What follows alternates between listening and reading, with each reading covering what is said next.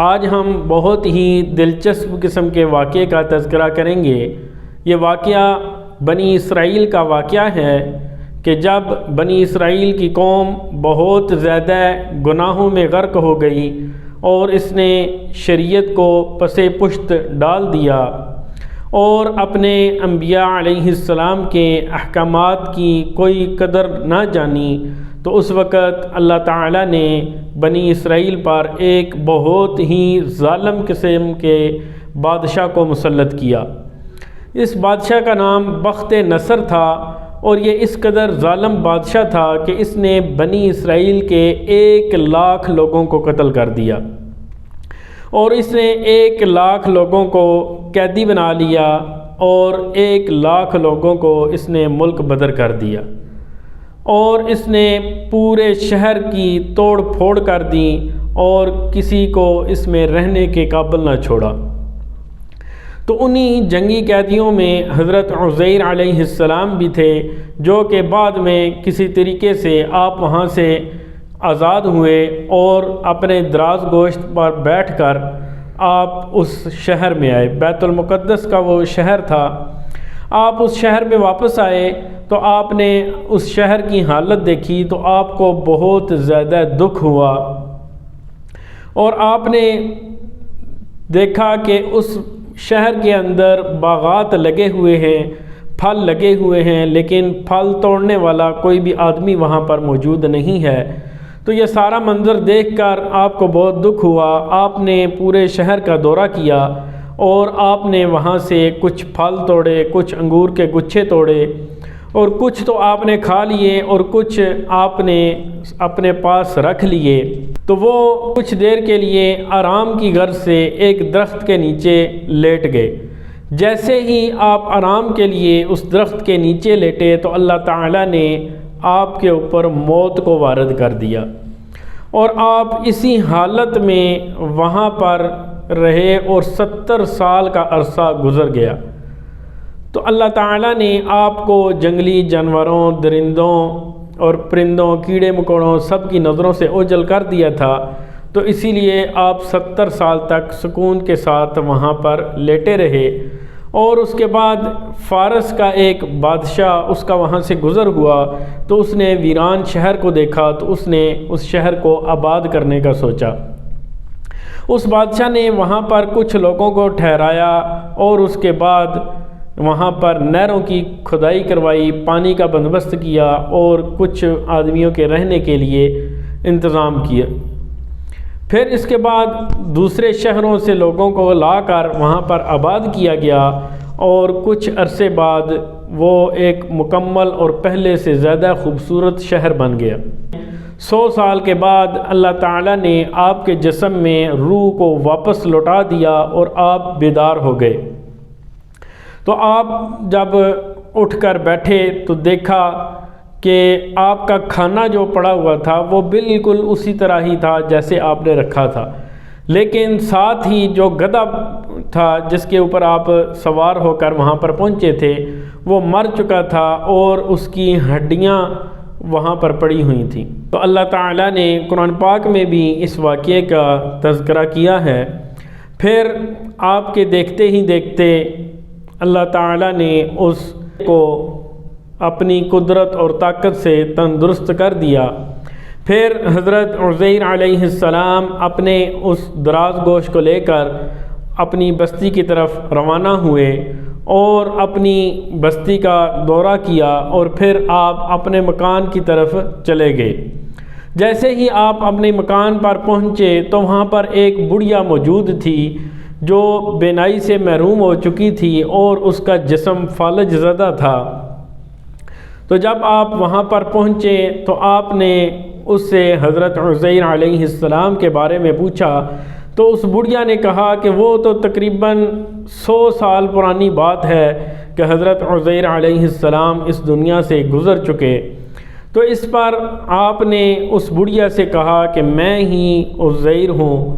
تو وہ بڑھیا اس بات پر بہت ہی زیادہ حیران ہوئی، اور پھر اس بڑھیا نے کہا کہ اگر آپ عزیر علیہ السلام ہی ہیں تو اللہ تعالی حضرت عزیر علیہ السلام کی ہر دعا کو قبول فرماتا تھا۔ تو آپ میرے لیے دعا کریں کہ اللہ تعالیٰ میری بینائی کو لوٹا دے اور میرے فالج کو مجھ سے دور کر دے۔ تو یہ سن کر حضرت عزیر علیہ السلام نے اس بڑھیا کے لیے دعا کی، تو آپ کی دعا کی برکت سے وہ بڑھیا تندرست ہو گئی اور دیکھنے بھی لگیں، اور جسمانی طور پر جو اس کا جسم فالج زدہ ہو چکا تھا وہ بھی تندرست ہو گیا۔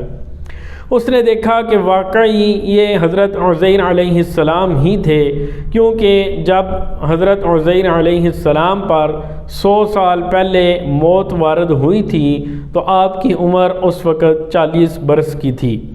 جب بڑھیا نے یہ دیکھا تو اس نے تسلیم کر لیا کہ یہ واقعی حضرت عزیر علیہ السلام ہی ہیں، کیونکہ اس بڑھیا نے بچپن میں حضرت عزیر علیہ السلام کو دیکھا تھا۔ پھر وہ بڑھیا حضرت عزیر علیہ السلام کو اپنی بستی کی طرف لے کر گئی، تو اس وقت وہاں پر ایک بہت بڑا مجمع لگا ہوا تھا اور بہت سارے لوگ وہاں پر جمع تھے۔ تو وہ بڑھیا آپ کو اس مجلس میں لے کر گئی اور اس نے کہا کہ یہ اللہ تعالیٰ کے نبی حضرت عزیر علیہ السلام ہیں۔ تو قوم کے لوگوں نے اس بڑھیا کی بات پر کوئی دھیان اور توجہ نہیں دی، کیونکہ حضرت عزیر علیہ السلام کو گزرے ہوئے تقریباً 150 سال کا عرصہ بنتا تھا، تو وہ لوگ انہوں نے حضرت عزیر علیہ السلام کو دیکھا بھی نہیں تھا، تو وہ اس بات پر یقین کرنے کے قائل نہیں تھے۔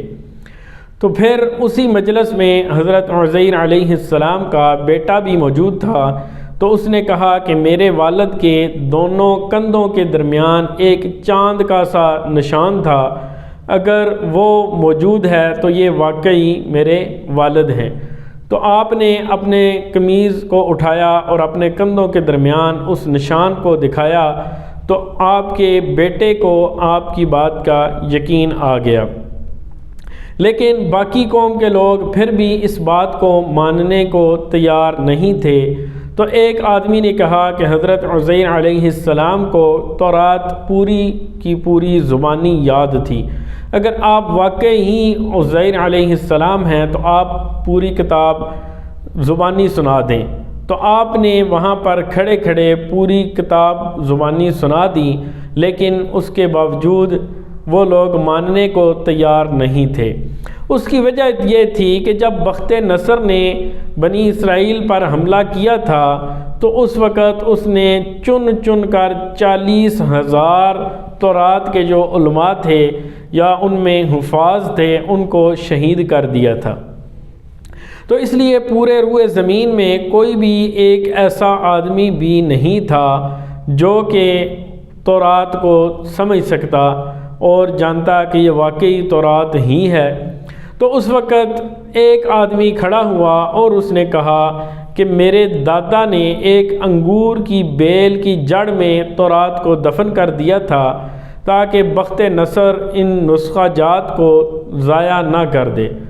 تو اس نے کہا کہ اگر آپ لوگ میری اس بات کے اوپر تھوڑی سی محنت کریں اور تلاش کرنے میں میری مدد کریں تو پھر میں وہ نسخہ وہاں سے نکال سکتا ہوں، اور حضرت عزیر علیہ السلام کی پڑھنے کی روشنی میں ہم اس کو چیک کر سکتے ہیں کہ یہ واقعی تورات کی تلاوت کر رہے ہیں یا نہیں کر رہے۔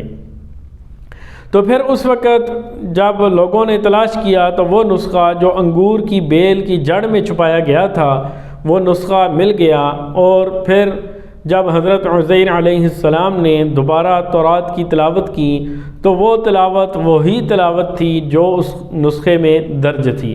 تو یہ واقعہ دیکھ کر سب کو حضرت عزیر علیہ السلام کی صداقت پر یقین آ گیا۔ تو یہ واقعہ ایک لحاظ سے بہت ہی دلچسپ اور عجیب واقعہ ہے کہ دنیا میں ایسا بھی ایک واقعہ رونما ہوا ہے کہ جہاں پر والد کی عمر 40 برس کی تھی اور بیٹے کی عمر 118 برس کی تھی، کیونکہ حضرت عزیر علیہ السلام کے جو پوتے تھے، پوتے پوتیاں، وہ بھی تقریباً بوڑھے ہو چکے تھے، اور حضرت عزیر علیہ السلام ابھی تک جوان حالت میں موجود تھے۔